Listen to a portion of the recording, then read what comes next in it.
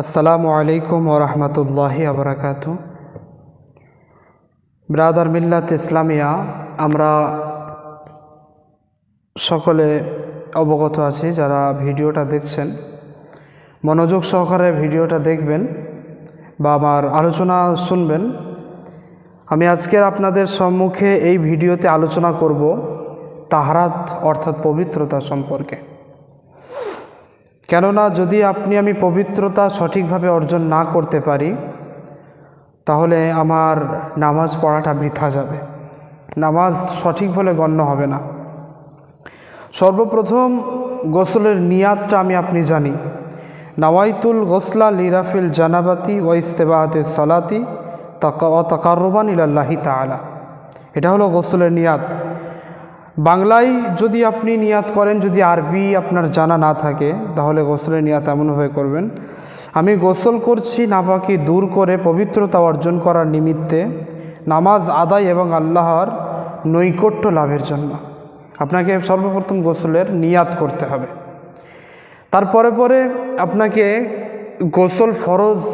গোসল আদায় করার নিয়মাবলী আপনাকে সঠিকভাবে আদায় করতে হবে, জানতে হবে। তা আসুন আমরা গোসল ফরজ হয়ে যাওয়ার পর গোসল করার পদ্ধতিটা কি আছে। সর্বপ্রথম যেই স্থানে আপনি গোসল করবেন সেই স্থানটা ভালোভাবে ধৌত করে নেবেন।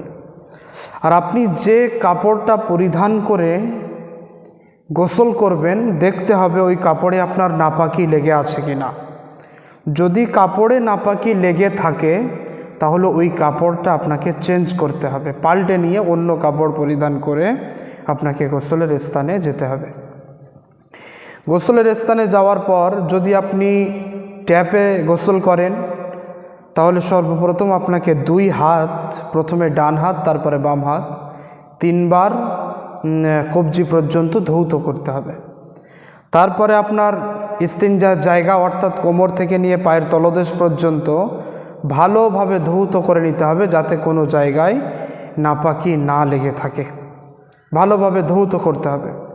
তারপরে আপনাকে 3 বার ডান কাঁধে পানি বাহাতে হবে, তারপর 3 বার বাম কাঁধে পানি বাহাতে হবে, তারপর 3 বার মাথায় পানি বাহাতে হবে। এমন করে পুরো সমস্ত শরীরে পানি প্রবাহিত করার পর নামাজের ন্যায় আপনাকে উজু করতে হবে।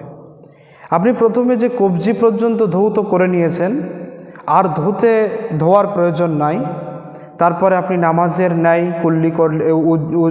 ন্যায় উজু করলেন, যেমন করে কুল্লি করে, নাকে পানি দেয়, মুখমণ্ডল ধৌত করে, হাত কনুই পর্যন্ত ধৌত করে, মাসা করে। কিন্তু আপনাকে পা ধুতে বাকি রাখতে হবে। উজু করার পরে যেমন করে আপনি পরিষ্কার পরিচ্ছন্ন হয়ে নিলেন, তারপরে আপনাকে 3টে যে গোসলের ফরজ আছে, আপনি অনেকে অবগত আছি, আমরা জানি যে গোসলের ফরজ হলো 3টি। তা কি 1 নম্বর কুল্লি করা, 2 নম্বর নাকে পানি দেওয়া, আর 3 নম্বর সমস্ত শরীরে পানি প্রবাহিত করা। কুল্লি করা আমরা অনেকেই, আমাদের মধ্যে আছে অনেক মানুষ যে কুল্লি করা মানে মুখে পানি দিয়ে দিলাম, ব্যাস ফেলে দিলাম, হয়ে গেল, শুধুমাত্র মুখে পানি ছুড়ে দিলাম, ব্যাস হয়ে গেল। কিন্তু না, মুখের প্রত্যেক অংশের কোণা, মুখের প্রত্যেকটা জায়গা, অর্থাৎ ঠোঁট থেকে নিয়ে কণ্ঠনালীর গোড়া পর্যন্ত প্রত্যেক জায়গায় যেন পানি পৌঁছে যায়, প্রত্যেকটা জায়গায় যেন পানি প্রবাহিত হয়। এমনভাবে পানি দিয়ে কুল্লি করতে হবে, দাঁতের মাড়ি, দাঁতের কিনারা, দাঁতের গোড়া পর্যন্ত যেন পানি প্রবাহিত হয়। 2 নম্বর নাকে পানি দেওয়া। নাকে পানি দেওয়া মানে আমাদের মধ্যে অনেকে আছে নাকে পানি দেয় ফেলে দেয়, কিন্তু না, আপনার গোসল করাটা শুদ্ধ হবে না, পবিত্র অর্জন করাটা শুদ্ধ হবে না। অর্থাৎ নাকের উভয় ছিদ্র, 2 ছিদ্র যতদূর পর্যন্ত নরম জায়গা আছে ওই পর্যন্ত ধৌত করতে হবে, এবং হালকা নাকে পানি টেনে উপর পর্যন্ত নিয়ে যেতে হবে, যেন নাকের কোনো জায়গার লোমের গোড়া হোক, নাকের যে সমস্ত কিনারাগুলো আছে, কোনো জায়গায় যেন চুল পরিমাণ অংশ বাকি না থাকে ধৌত করতে। অন্যথায় যদি আপনার নাকের ভিতরে যদি কোনো রকম কোনো ময়লা আবর্জনা থাকে তাও ধুয়ে ফেলতে হবে, ধুয়ে ফেলা ফরজ, পরিষ্কার করে নেওয়া ফরজ। তৃতীয় নম্বর, সমস্ত শরীরে পানি প্রবাহিত করা, অর্থাৎ মাথার চুল থেকে নিয়ে পায়ের তলদেশ পর্যন্ত প্রত্যেক শুকনো অংশ স্থানে পানি প্রবাহিত করতে হবে। অনেক সাধারণ মানুষ, এমনকি কয়েকজন শিক্ষিত মানুষও আছে যে মাথার উপর পানি ঢেলে সরে যায়, মনে করে যে আমার গোসল করা হয়ে গেছে। না, শরীরের এমন কোনো অঙ্গ আছে, এমন কোনো জায়গা আছে, এমন কোনো স্থান আছে যে জায়গাতে পানি না দিলে পানি পৌঁছায় না। প্রত্যেকটা জায়গায় পানি পৌঁছাতে হবে, ধৌত করতে হবে, নচেত গোসল হবে না। এখানে একটা মাসালা আপনাকে জানিয়ে দেই, তবে মহিলারা যদি নিজের চুলকে উঠিয়ে ধরে, নিজের চুলকে উপরে উঠিয়ে ধরে চুলের গোড়ায় গোড়ায় পানি পৌঁছে ভিজিয়ে নেয়, তাহলে তাদের গোসল হয়ে যাবে, তাদের গোসল হয়ে যাবে। এবার আসুন, গোসলের ফরজ জানলাম, গোসলের নিয়ম কানুন জানলাম, শেষ আমরা জানব যে গোসলের ফরজ কোন কোন কারণে, কি কি কারণে গোসল ফরজ হয়ে যায়। 1 নম্বর ফরজ হলো কামভাবের সাথে বীর্য নিজ স্থান হতে পৃথকভাবে অঙ্গ থেকে বের হলে গোসল ফরজ হয়ে যাবে। 2 নম্বর, পুরুষ কিংবা মহিলার স্বপ্নদোষ হলে গোসল ফরজ হয়ে যাবে। 3 নম্বর, খাসফা, অর্থাৎ পুরুষাঙ্গের মাথা মহিলার সামনে বা পিছনে বা পুরুষের পিছনে রাস্তায় প্রবেশ করলে উভয়ের গোসল ফরজ, উভয়ের গোসল ওয়াজিব হয়ে যাবে।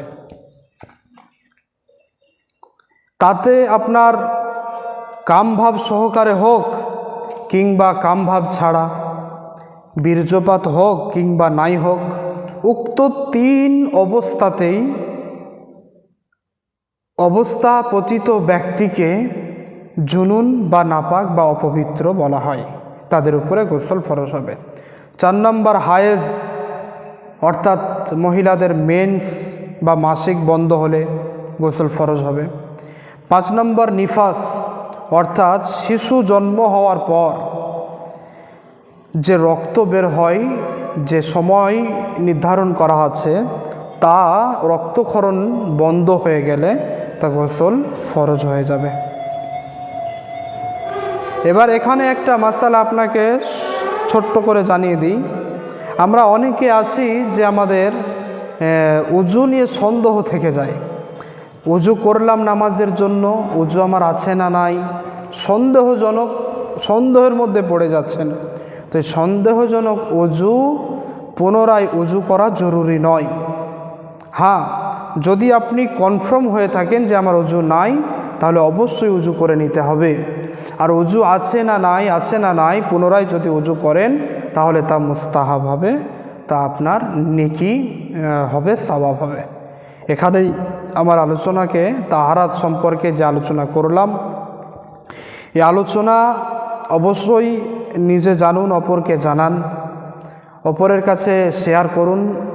কেননা আপনার একটা শেয়ারেই আপনি যদি কাউকে জানাতে সক্ষম হন, তাহলে সে পবিত্রতা সম্পর্কে, তাহারাত সম্পর্কে, নাপাকি থেকে দূর কিভাবে পবিত্রতা অর্জন করব তা জানতে সে সক্ষম হবে। এখানেই আলোচনাকে সমাপ্তি করছি। আল্লাহ পাক, আল্লাহ তাআলা যেন আমাদের সকলকে পবিত্রভাবে জীবনযাপন অতিবাহিত করার তৌফিক দান করেন। আসসালামু আলাইকুম ওয়া রাহমাতুল্লাহি ওয়া বারাকাতুহু।